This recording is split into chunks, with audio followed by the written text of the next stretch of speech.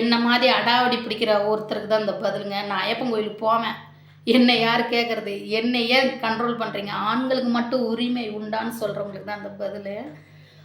நம்ம மாதம் மாதம் ஒன்று கவனிக்கணும். இந்த காலத்தில் வந்து வேறு யூஸ் பண்ணுறோம், அதை வச்சுட்டே நம்மளால் கொஞ்சம் தூரம் நடக்க முடியாது.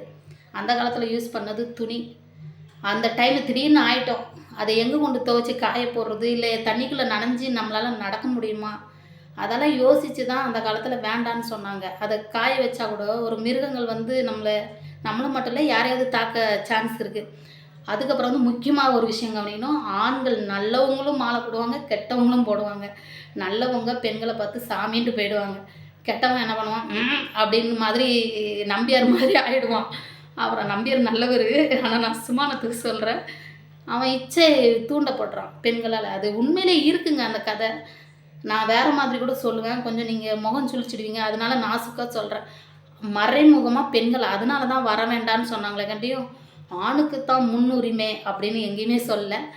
அதாவது எல்லாருக்கிட்டையும் இப்போ நான் இன்றைக்கி ஃபோன் இருக்குது டக்குன்னு சொல்கிறேன், அதுவும் மறைமுகமாக தான் சொல்ல முடியுது, என்னால் நேராக சொல்ல முடியுதா.